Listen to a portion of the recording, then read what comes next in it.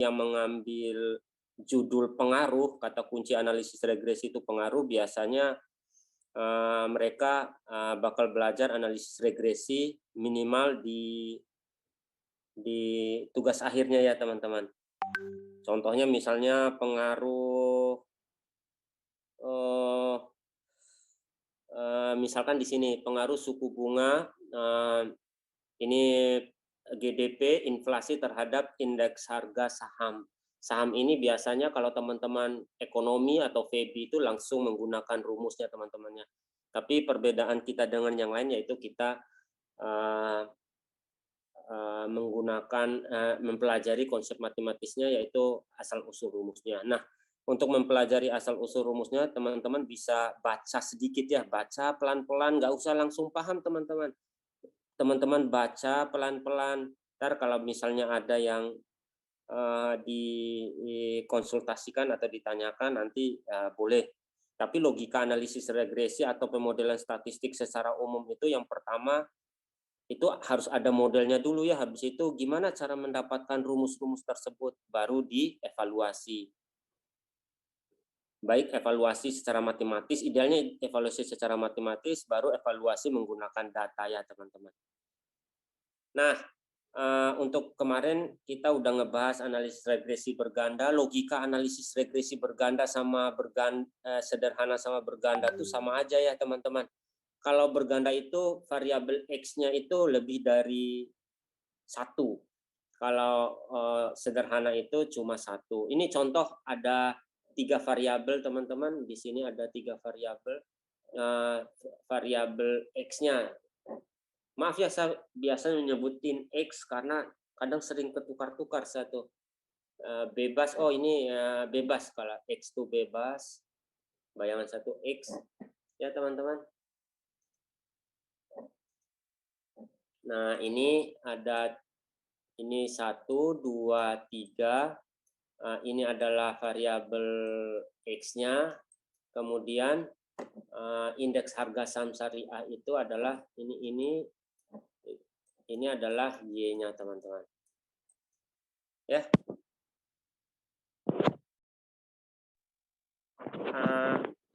Sebentar.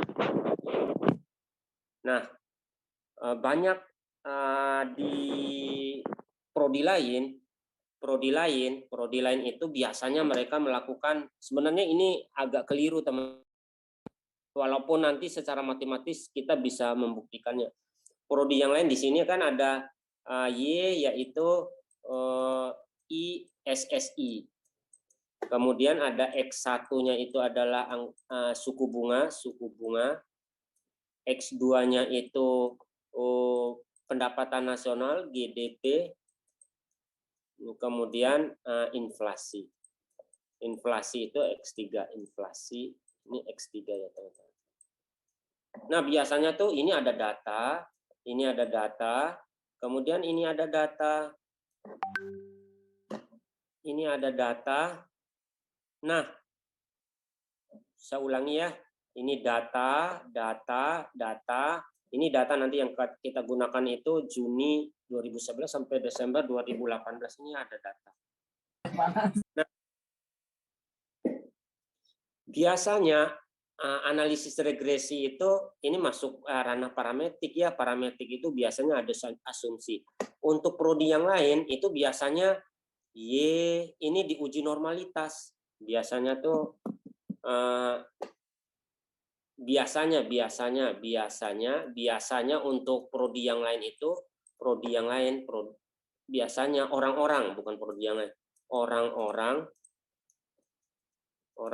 itu Y, X1, X2, X3-nya diuji normalitas, Ini biasanya ya. Nah, langkah seperti itu tuh sebenarnya langkah seperti ini teman-teman. Langkah seperti ini sebenarnya kurang tepat ya. Ini sebenarnya kurang tepat. Loh, kenapa kurang tepat?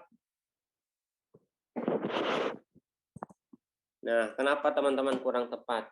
Teman-teman ingat regresi itu, teman-teman ingat model regresi itu Y, regresi ya, Y sama dengan, karena ini B0 ditambah, ini model regresi ya, B1 di X, ulangi, X1 ditambah, untuk ini ya, beta 2 ditambah X2 ditambah beta 3, X3, ini modelnya ya kalau 3 variabel, ditambah error. Nah, errornya ini teman-teman, error ini dah yang berdistribusi normal 0 sigma kuadrat. Jadi sebenarnya teman-teman,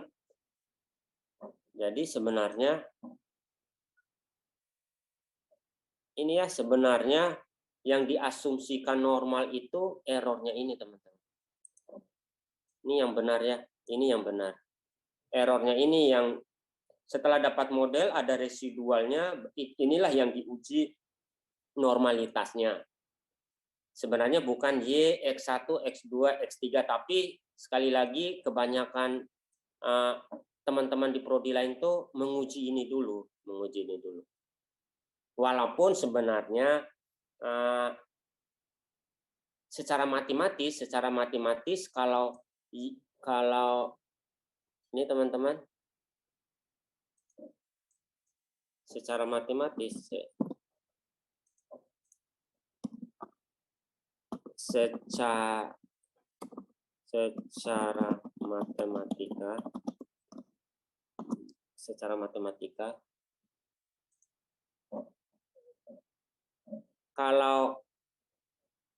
secara matematika kalau ini, kalau Y1 X-nya itu normal, bisa kita buktikan, maka errornya itu bakal normal. Nah, bisa jadi kalau X1, X2, X3 itu Y-nya itu nggak normal, tapi bisa jadi errornya itu normal. Sebenarnya yang asumsi normal itu errornya teman-temannya, bukan variabelnya. Boleh aja variabelnya tidak normal, tapi errornya normal. Tapi kalau Y-nya normal, X-nya normal, maka kalau semuanya normal, maka errornya secara matematis bisa dibuktikan normal. Ya, ini teman-teman, kebanyakan prodi yang lain tuh ini. Tapi gimana sikap teman-teman kalau berhadapan dengan teman-teman prodi yang lain? Ya sikapnya ya disesuaikan dengan idealisnya kita nggak usah diuji normalitas Y-nya itu teman-teman. Langsung aja dilakukan regresi, kemudian dicek apakah errornya normal apa enggak. Idealnya seperti itu ya, tapi kadang teman-teman prodi yang lain tuh atas permintaan dari dosen pembimbing skripsinya tuh mintanya diuji normalitas dulu, tapi sebenarnya nggak perlu ya. Yang paling perlu adalah errornya berdistribusi normal. Ini beberapa sedikit kekeliruan bukan kekeliruan, kurang tepat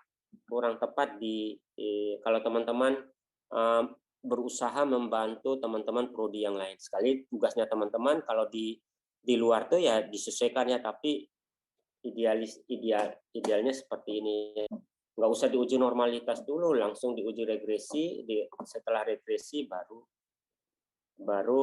errornya diuji. Dengan catatan B0, B1, B2, B3 parameternya itu udah signifikan ya teman-teman. Nah, ini cerita tentang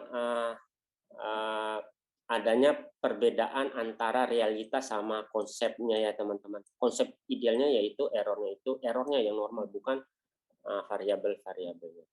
Nah, seandainya teman-teman ketemu kasus seperti ini, kalau saya teman-teman, misalnya kalau ketemu kasus seperti ini teman-teman, kalau saya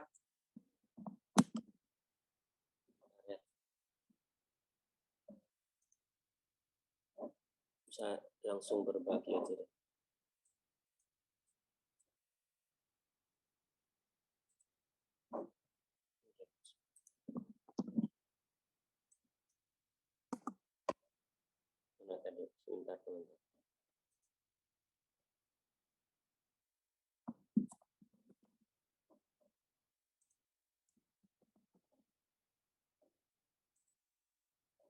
Nah, kalau teman-teman ketemu kasus seperti ini, teman-teman, ini saya hapus dulu ya. Hapus dulu.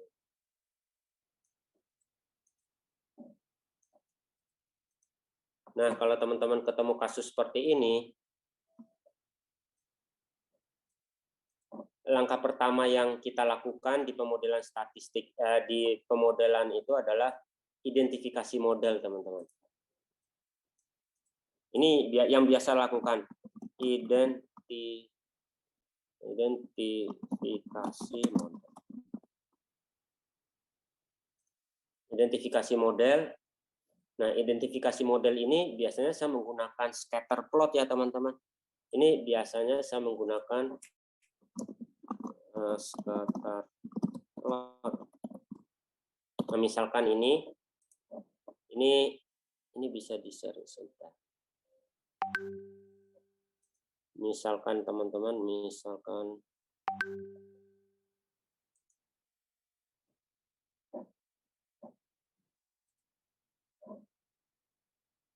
oh ini, misalkan,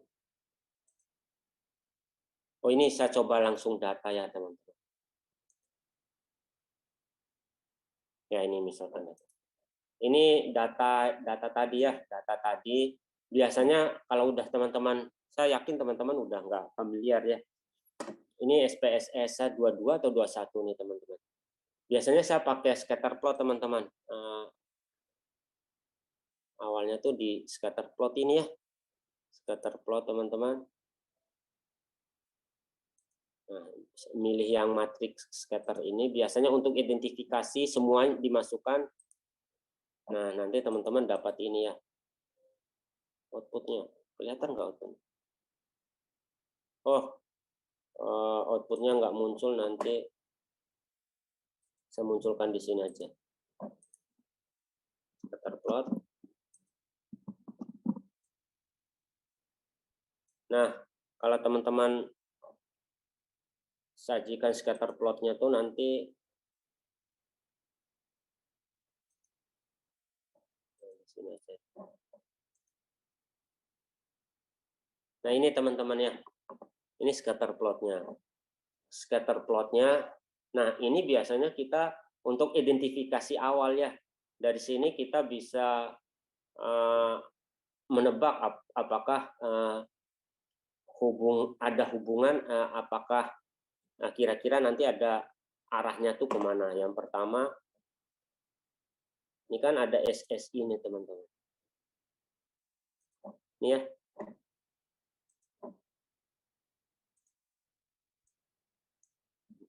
Ini ada SSI ini ya. SSI. Yang ini ada SBI-nya ini teman-teman. Kemudian ada ini GDP-nya, ini inflasi ya, teman-teman. Nah, yang pertama ini, teman-teman, ini. Nah, untuk yang pertama kalau saya gambarkan itu arahnya ke merah. Ini ya, nggak kelihatan. Oke.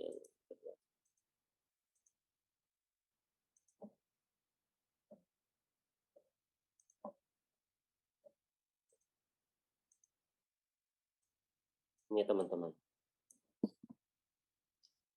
Jadi di sini, kayaknya linear ya. ISSI sama SBI ini kayaknya linear. Biasanya saya menggunakan pakai gambar dulu, teman-teman. Untuk analisa tuh pakai gambar dulu, setelah pakai gambar baru diperkuat dengan uji hipotesis atau model statistiknya. Demikian juga yang ini ke bawah ya. Kayaknya teman-teman ini. Nah, dari sini ini negatif ya. Ini negatif.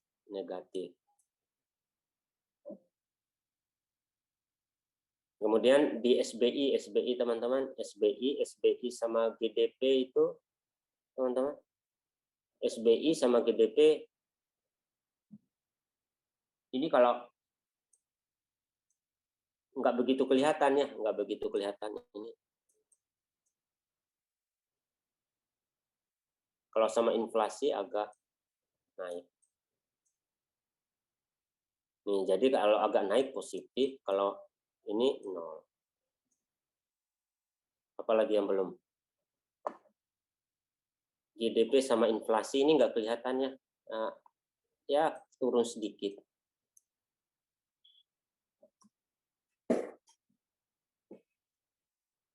Tapi untuk identifikasi model ini juga, misalkan ada teman-teman ada, nah misalkan ada ini teman-teman ada Y, X, misalnya bentuknya gini, oh bisa jadi ini bentuknya Y sama dengan A, apa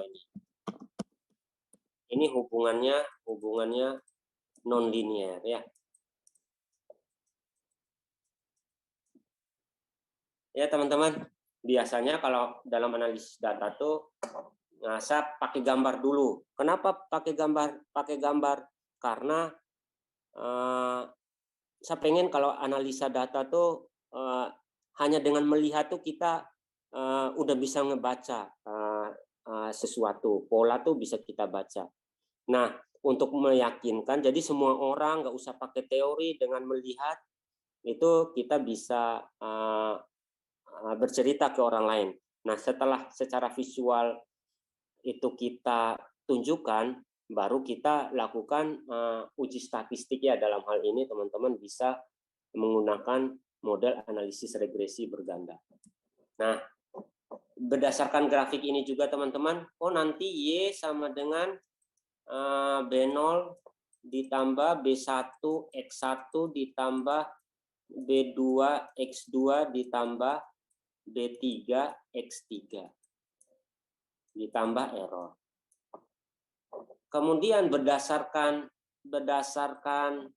ini teman-teman, ini adalah X1 dan X2, X3 maaf, X3.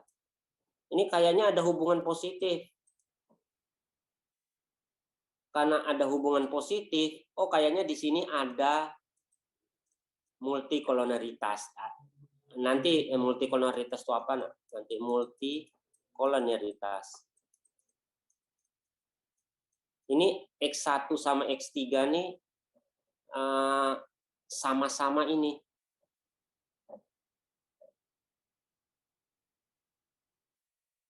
Hubungannya kuat. Nah, kalau hubungannya kuat, boleh diwakili oleh salah satu ya teman-teman. Boleh teman-teman istilahnya tuh dibuang. Nah, sekali lagi ini hanya untuk menebak awalnya. Setelah secara grafik, biasanya saya lakukan analisis korelasi ya teman-teman. Analisis korelasi itu sekali lagi untuk memperkuat apa yang disajikan secara grafik. Nah, kalau ini analisis korelasi ya teman-teman udah analisis korelasi, nanti saya langsung tampilkan outputnya.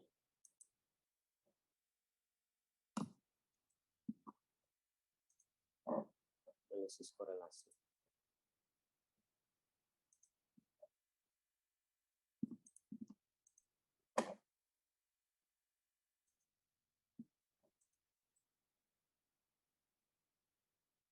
Oh, ini kelihatan ya.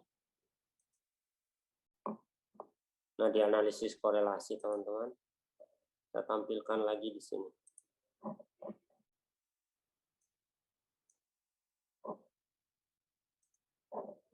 Nah, setelah itu saya perkuat dengan analisis korelasi apa yang di sini.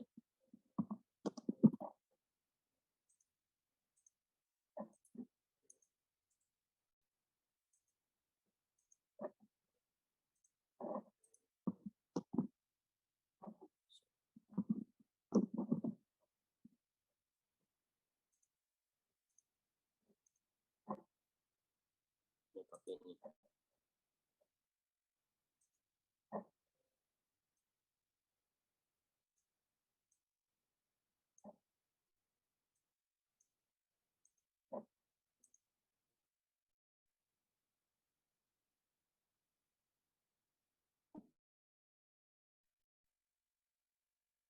korelasi.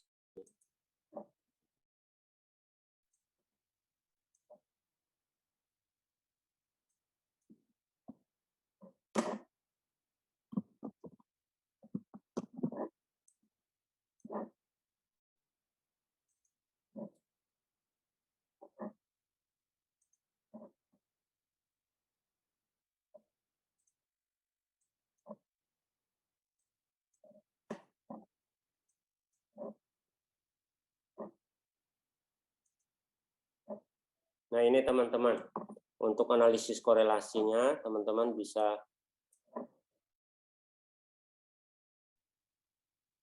ini ya, ini ISSI sama suku bunga, ini negatif ya, ini negatif. Ini negatif, negatif, negatif, kemudian ini signifikan. Ya, berbeda dengan nol ya. Kemudian SBI sama ini enggak negatif tapi enggak signifikan ya. Ini enggak signifikan. Nah, ini tapi ini kuat. Nah, kalau ada SBI nih, SBI sama inflasi, ini korelasinya itu sangat kuat teman-teman. Jadi boleh pilih salah satu ya, boleh pilih salah satu. Pilih satu.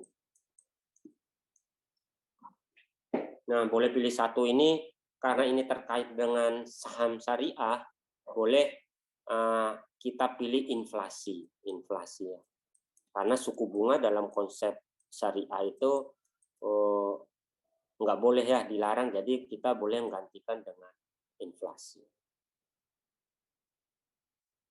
Nah, kalau teman-teman lakukan analisis regresi biasa, ini teman-teman yang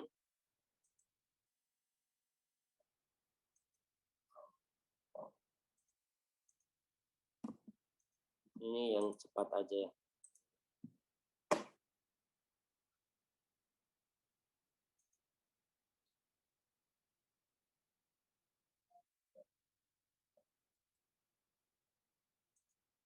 Nah, dari sini teman-teman, dari analisis regresi,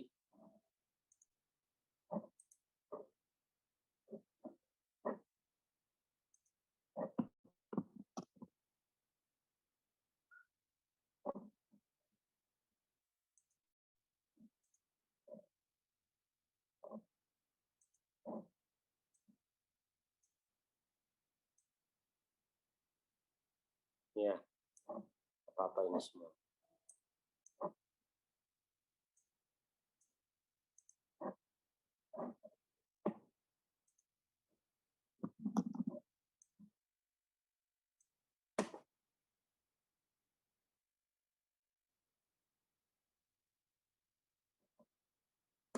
Nah, ini teman-teman, ini enggak signifikan ya, ini enggak signifikan. Enggak signifikan. Jadi ini kalau berdasarkan secara polosan, berdasarkan ini teman-teman, berdasarkan output ini, yang harus teman-teman keluarkan tuh yang mana nih teman-teman? Inflasi ya teman-teman. Ya teman-teman ya. Kalau kita tanpa mengetahui teori, misalkan ada data seperti ini, habis itu teman-teman lakukan analisis regresi. Setelah teman-teman lakukan analisis regresi, nanti teman-teman peroleh outputnya seperti ini ya. Nah, berdasarkan output seperti ini, yang dikeluarkan adalah inflasi ya teman-teman ya. Ini yang dikeluarkan inflasi. Ini berdasarkan konsep langkah-langkah statistik secara umum. Nah, di dalam teman-teman di dalam menganalisis itu jangan hanya ini ya, jangan kalau sebisa mungkin tuh tidak hanya berdasarkan ini, teman-teman perlu memahami konsep ekonominya dalam interpretasi data-data ini. Misalkan tadi saya ulangi teman-teman, ini terkait dengan saham syariah.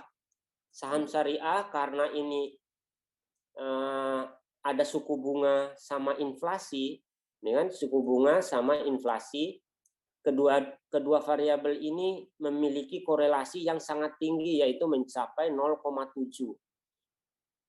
Mencapai 0,7 dan signifikan. Nah, setelah di model regresinya di sini inflasinya nggak signifikan. Kalau tanpa mempertimbangkan konsep ekonominya, ekonomi syariahnya, kita langsung membuang inflasi dalam model ini ya. Tapi karena kita telah mengetahui konsep bahwa suku bunga itu dilarang, jadi idealnya yang kita buang tuh bukan SBI ya, bukan inflasi ya, tapi suku bunga. Ini saya bedakan teman-teman, saya bedakan jadi dua. Saya coba analisa yang pertama, ini secara umum nah, jadinya teman-teman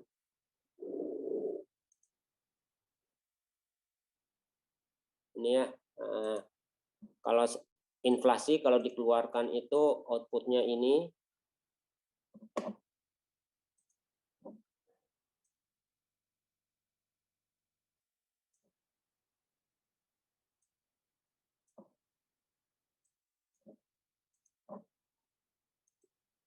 Ini inflasi outputnya itu teman-teman.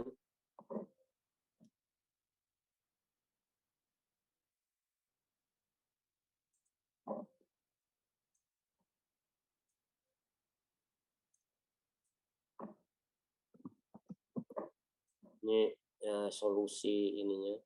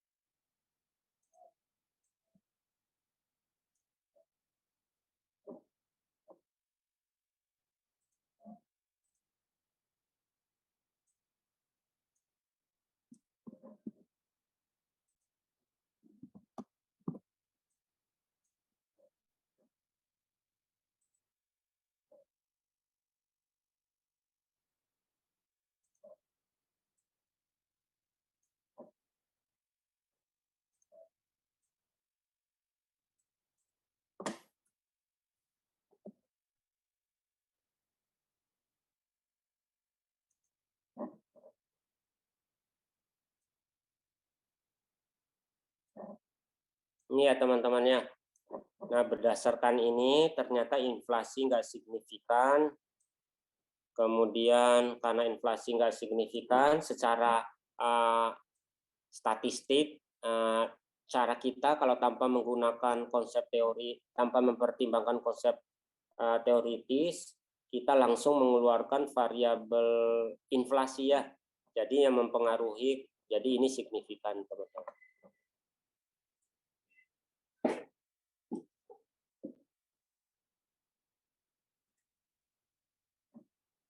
Tapi teman-teman lihat ya perbedaan hasilnya teman-teman.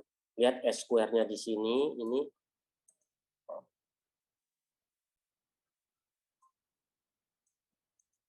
walaupun R-square-nya ini jauh lebih tinggi dibanding yang ini, tapi kita harus mempertimbangkan konsep teoritisnya teman-teman ya.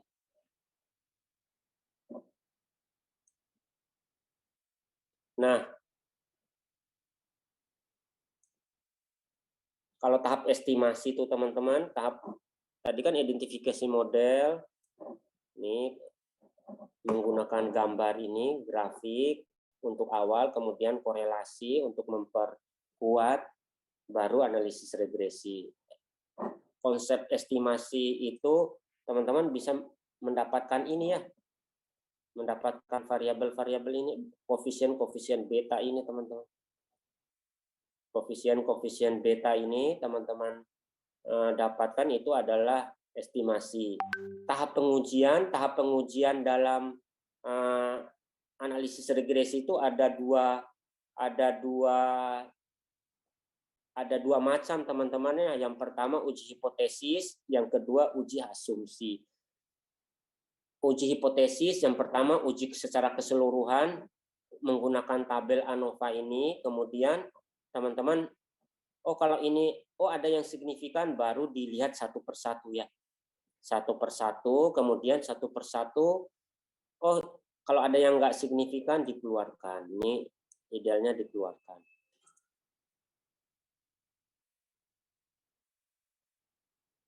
Inflasi dikeluarkan, setelah inflasi dikeluarkan diperoleh model semuanya signifikan. Ini analisa secara ini ya teman-teman, tanpa kita mempertimbangkan konsep teorinya. Tapi di dalam analisis kita harus mempertimbangkan konsep-konsep teoritis di bidang yang kita analisa. Dalam hal ini konsep teoritis kebetulan kita terkait indeks saham syariah, ada yang bilang bahwa suku bunga itu tidak diperkenankan untuk menjadi salah satu variabel yang masuk ke dalam situ, jadinya kita ya ikuti aja ya, nggak usah melibatkan. Jadi suku bunga itu karena korelasinya sangat tinggi dengan inflasi, jadi bisa diganti menggunakan inflasi. Sampai sini teman-teman. Ini ada juga cara analisa yang lain juga teman-teman. Di sini balik lagi ke sini ada 3 variabel. Seandainya teman-teman inflasinya hampir signifikan, teman-teman caranya itu adalah boleh mencoba menghilangkan variabel konstanta ya, variabel konstanta. Nanti kita bandingkan. Salah ya.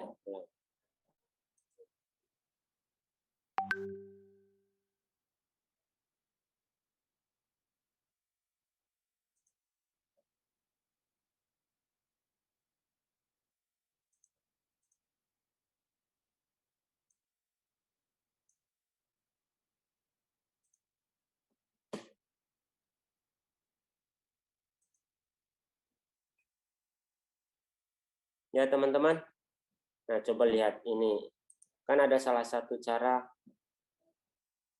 Ini kalau kita hilangkan variabel konstantanya malah ini teman-teman, malah tambah nggak signifikan ya.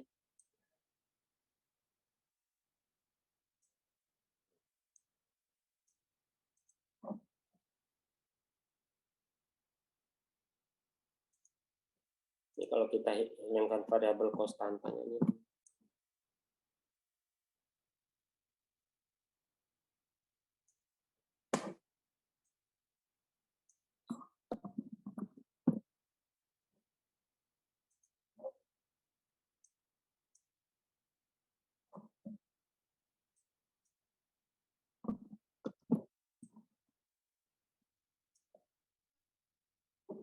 Ini teman-teman, coba teman-teman bandingkan nih ya. Teman-teman bandingkan.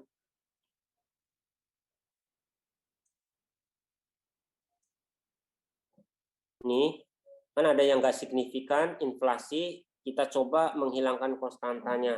Malah kalau kita menghilangkan konstantanya, malah ini teman-temannya, inflasinya, signifikansinya malah tambah besar. Tapi di sini bagusnya teman-teman, di sini bagusnya, di sini R square-nya nih tinggi teman-teman. Teman-teman tahu kan kalau S square itu adalah kemampuan variabel-variabel X menjelaskan Y. Ya teman-teman. Maaf ya, di sini saya analisanya di luar ini teman-temannya. Mungkin di praktikum itu teman-teman analisanya itu sesuai dengan prosedur biasa ya.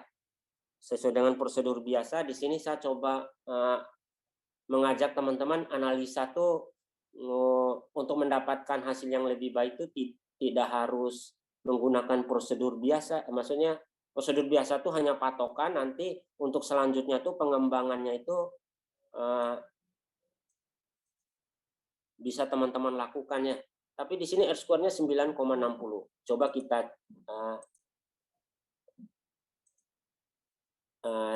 modifikasi yang lainnya teman-teman.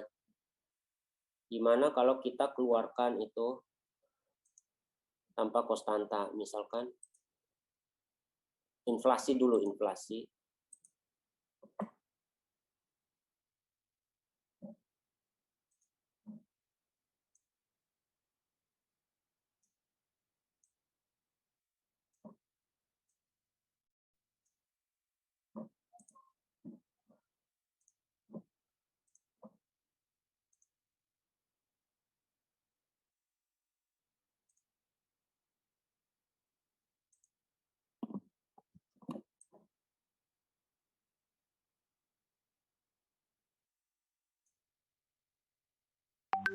Ini sama aja ya, sama aja teman-teman. Sama aja. Mudah-mudahan dengan ketemu langsung sedikit begini teman-teman bisa inflasinya sama semua.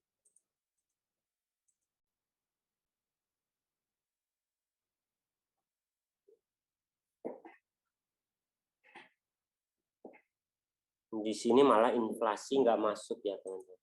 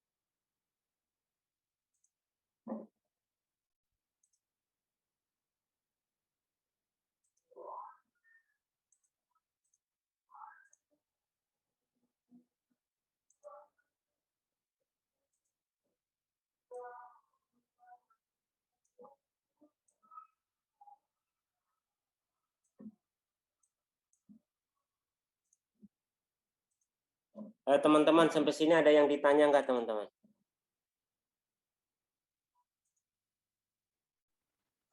Saya izin bertanya. Ya, monggo sebentar Mas ya. Oh iya. Sorry kepotong nih. Sorry ya kepotong-potong nih teman-teman. Nah, malah ini yang bagus nih.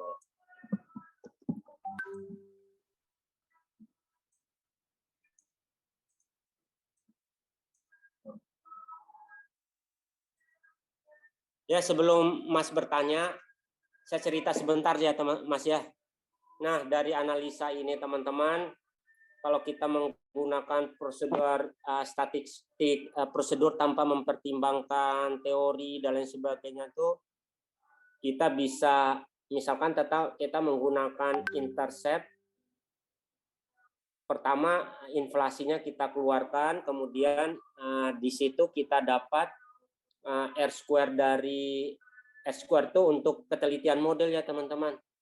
Awalnya 77, jadi model terbaik yang tanpa inflasi itu sekitar 77% ya. Sedangkan kalau menggunakan teori di sini bahwa suku bunga itu nggak boleh, maka model yang baik itu adalah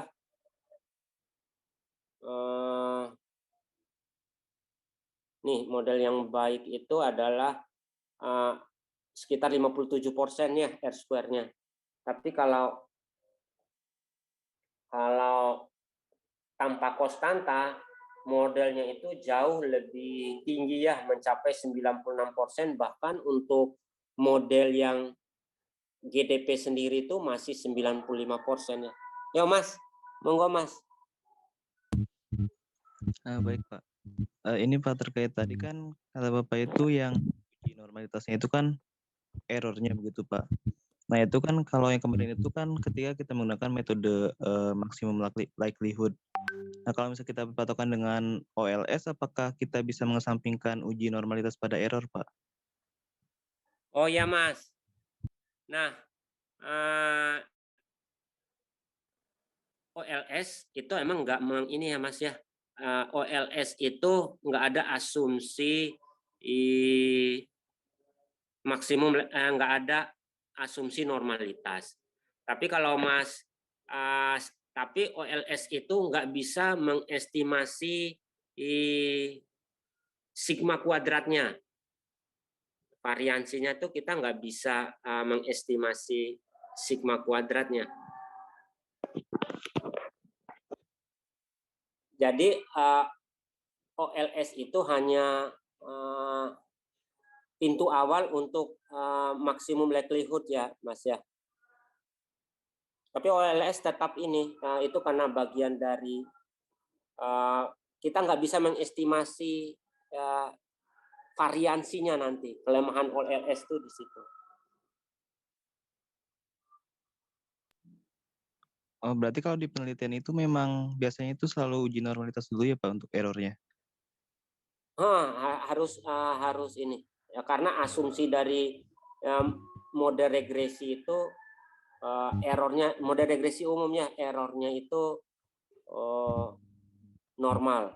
Jadi harus errornya normal. Biasanya orang-orang tuh kalau yang prodi lain tuh langsung Y-nya diuji normalitas, X-nya diuji normalitas.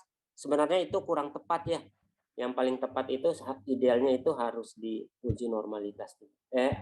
Dilakukan, misalkan model terbaiknya itu adalah hanya 2 variabel.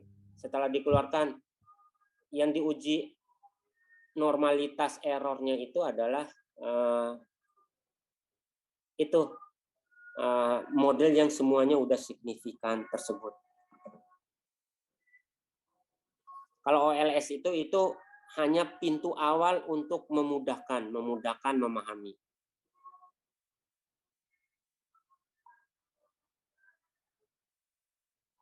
Nah,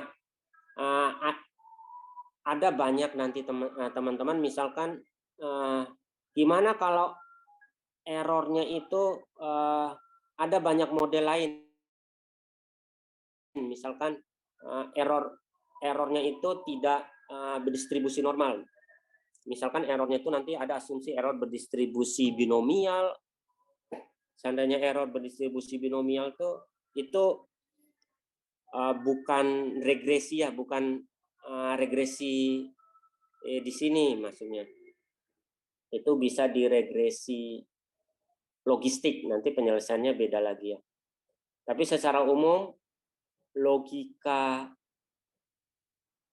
analisis regresi itu kita harus memahami langkah-langkah regresi linear dulu ya. Setelah teman-teman memahami konsep regresi linear, nanti errornya itu dimainkan tuh nanti jadi regresi yang lain, nanti jadi regresi yang lain.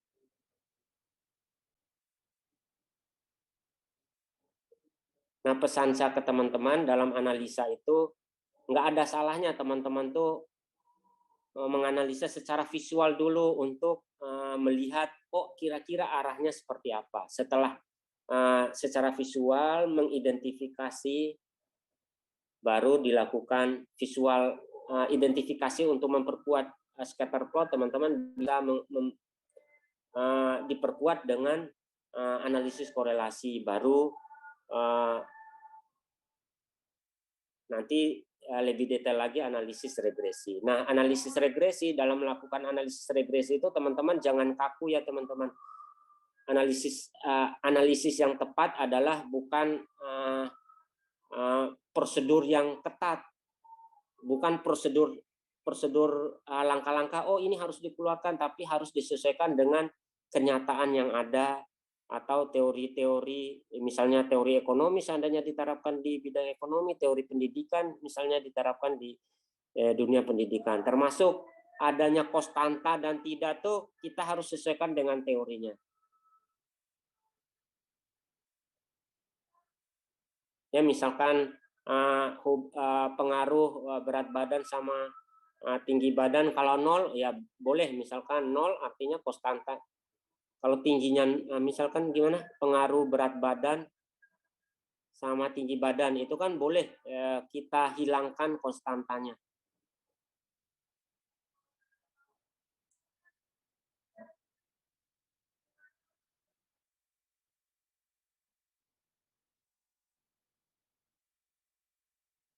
Di dalam pengujian diagnostic checking itu teman-teman, tadi udah saya sampaikan ya, yang pertama tuh uji hipotesis, yaitu uji terhadap parameter-parameternya.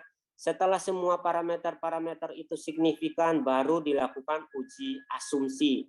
Salah satu uji asumsinya itu ya errornya itu normal, tidak adanya multikolonaritas untuk regresi berganda, tidak adanya autokorelasi untuk data time series. Untuk praktikumnya udah sampai mana teman-teman?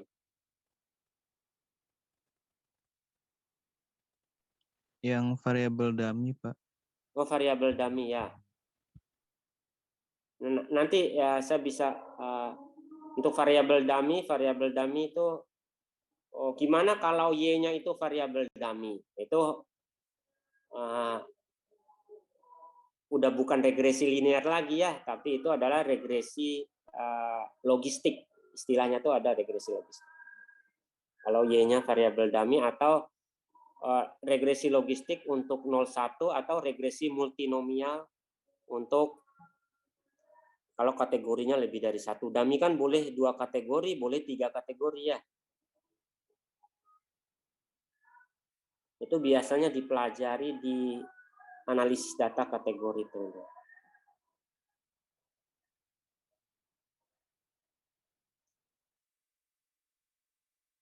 Ya teman-teman, ada yang ditanya nggak? Boleh ya teman-teman, kalau pengen nanya tuh boleh lewat chat, nggak usah ragu. Seandainya teman-teman di chat di WA, di grup aja, nanya di grup. Habis itu kalau ada yang mencoba ngejawab tuh nggak usah takut, dijawab aja. Nanti justru diskusinya tuh sambil santai di chat itu nggak apa-apa ya.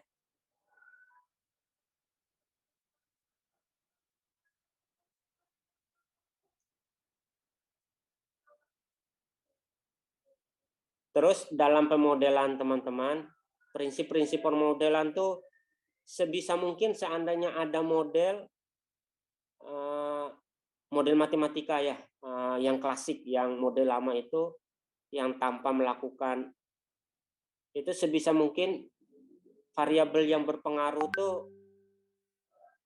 makin sedikit tuh makin bagus ya. Ada istilahnya tuh sifat sederhana dari data. Kalau yang satu variabel itu udah bisa menjelaskan banyak hal, ngapain 2, 3, 4 ya teman-teman.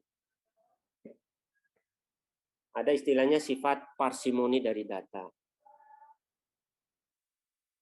Kesederhanaan dari data. Tapi mungkin paradigma itu bisa sedikit bergeser ya, karena sekarang tuh proses perhitungan itu udah dilakukan oleh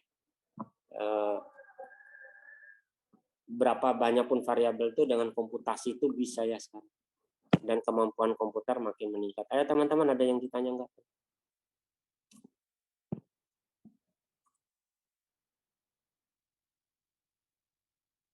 Kalau nggak ada, saya cukupkan teman-temannya. Nah, berhubung Jumatan, saya cukupkan. Sekali lagi, di grupnya itu boleh ya teman-teman bertanya, kemudian yang lain ngejawab. Nggak usah takut. Misalnya ngejawab takut, misalkan teman-teman ngerasa takut menggurui yang lain, nggak usah takut ya teman-teman. Udah teman-teman, terima kasih ya. Nanti saya pancing lagi karena sedikit buru-buru nanti saya pancing lagi pertanyaan-pertanyaannya lewat chat ya, siapa tahu teman-teman ada yang pengen bertanya.